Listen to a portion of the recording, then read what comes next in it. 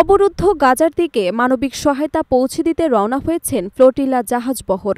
ইসরায়েলের দীর্ঘদিনের অবরোধ ভেঙে যুদ্ধবিধ্বস্ত গাজায় খাদ্য, ঔষধ এবং প্রয়োজনীয় ত্রাণ পৌঁছে দেওয়ার লক্ষ্যেই এই উদ্যোগ নেওয়া হয়েছে। তবে যাত্রাপথে বড় ধরনের বাধার মুখে পড়েছে বহরের প্রধান নৌযানটি। সংবাদ সংস্থা রয়টার্স জানিয়েছে, মঙ্গলবার তিউনিসিয়ার জলসীমায় বহরের প্রধান জাহাজে ড্রোন হামলার ঘটনা ঘটে। এতে নৌযানটির প্রধান ডেক এবং স্টোররুম ক্ষতিগ্রস্ত হয়েছে। যদিও জাহাজে থাকা ৬ জন যাত্রী এবং ক্রু সদস্য অক্ষত রয়েছেন। পর্তুগালের পতাকাবাহী এই নৌযানটি ফ্লোটিলার নেতৃত্বদানকারী কমিটির সদস্যদের বহন করছিল। ফ্লোটিলার পক্ষ থেকে দাবি করা হয়েছে, হামলাটি ড্রোনের মাধ্যমে পরিচালিত হয়। তবে তিউনিসিয়ার ন্যাশনাল গার্ড এই অভিযোগ প্রত্যাখ্যান করেছেন।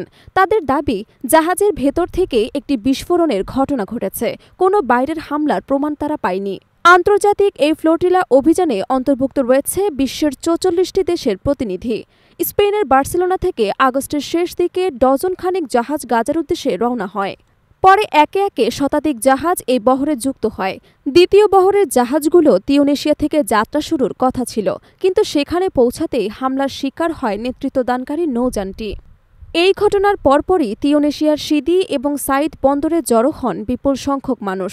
তারা ফিলিস্তিনিদের পতাকা হাতে নিয়ে ফ্রি প্যালেস্টাইন স্লোগান দেন এবং গাজার উদ্দেশ্যে মানবিক সহায়তা পাঠানোর উদ্যোগকে সমর্থন জানান। উল্লেখযোগ্য বিষয় হল, এর আগেও গাজার উদ্দেশ্যে রওনা হওয়া বেশ কয়েকটি জাহাজ ইসরায়েলি নৌবাহিনীর বাধার সম্মুখীন হয়েছে।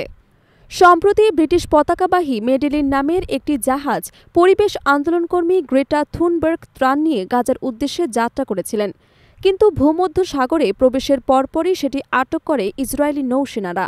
২০০৭ সাল থেকে গাজার আকাশসীমা এবং সমুদ্রপথ কঠোরভাবে নিয়ন্ত্রণ করছেন ইসরায়েল সরকার।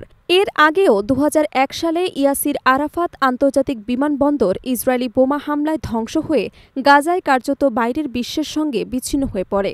ফলে সমুদ্রপথ ছাড়া ত্রাণ এবং মানবিক সহায়তা পৌঁছানোর আর কোনো উপায় নেই।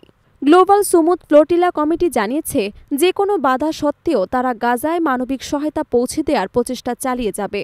সংগঠনটির ভাষ্য অনুযায়ী অবরুদ্ধ গাজাবাসীর পাশে দাঁড়ানো এখন সময়ের দাবি এবং এ ধরনের আন্তর্জাতিক উদ্যোগ অব্যাহত থাকবে।